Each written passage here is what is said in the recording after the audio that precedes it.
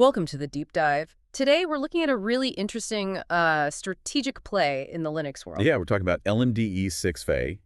That's Linux Mint Debian Edition. Right. And the core mission here is to figure out why Linux Mint seems to be, well, cutting out the middleman, Ubuntu, and going straight to the source. Straight to Debian, yeah. Our sources suggest this is basically a form of risk management, almost like an insurance policy. An insurance policy. Okay, unpack that. LMDE 6 Faye. It's built on Debian 12 bookworm, right? Yeah. Which is known for being super stable. Rock solid, exactly. And that insurance policy idea, it literally started as a backup plan. The Mint team explicitly said, if something happens to Ubuntu. Wow, okay, so planning for the long haul, potential disagreements or changes upstream. Precisely.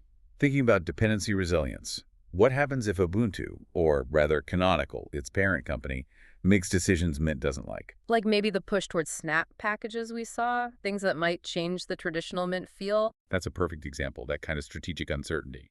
So LMDE exists to make sure Mint can continue unchanged, even if Ubuntu goes in a radically different direction. Okay, but there's a trade-off, isn't there? Regular Mint, the Ubuntu-based one, gives you 5 years of support, easy access to PPAs. Yep, personal package archives. Yep. Great for getting the latest, sometimes experimental software.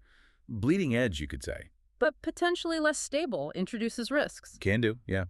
They're often outside the main supported repositories.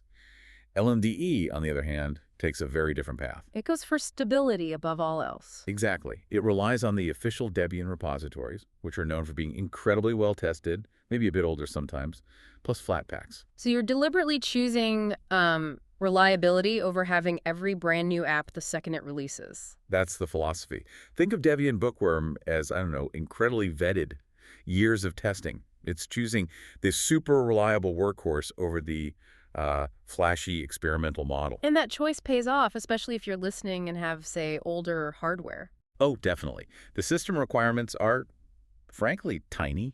Like, what are we talking? 2 gigs of RAM minimum, 4 recommended, sure, but it'll run on 2, and just 20 gigs of storage space. That's basically hardware people might be thinking of recycling. Pretty much. And it runs smoothly. Reviews point out maybe only a tiny, 2 to 3% memory increase compared to older versions.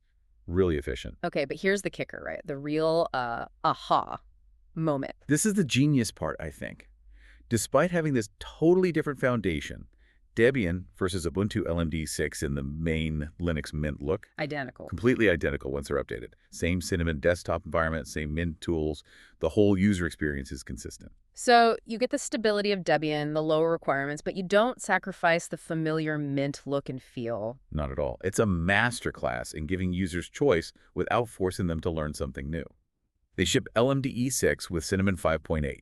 Okay. But by early 2025, it was already running Cinnamon 6.4 through updates. That's the same version that came out with the main Linux Mint 22.1. So they keep the user-facing stuff perfectly in sync, even with different plumbing underneath. That's the goal. Seamless resilience. So wrapping this up, what's the big takeaway for you, the listener? It's that LMDE 6 Faye really proves something important. You can have extreme stability, run on seriously old hardware. Like decade-old machines. Yeah, easily. And still have that polished, familiar, user-friendly experience that Mint is known for. The foundation doesn't have to dictate the facade. Which leads to a final thought, maybe something to chew on. Right. Mint separated the user experience, the Cinnamon desktop, from its traditional dependency, Ubuntu. So it makes you wonder, where else could that apply? Exactly. In your own tech world, personal or work, are there places where you could separate a critical function or experience from a single, potentially flaky source to gain reliability? Interesting question. Definitely something to think about. For sure. Okay, that's our deep dive for today. Thanks for joining us.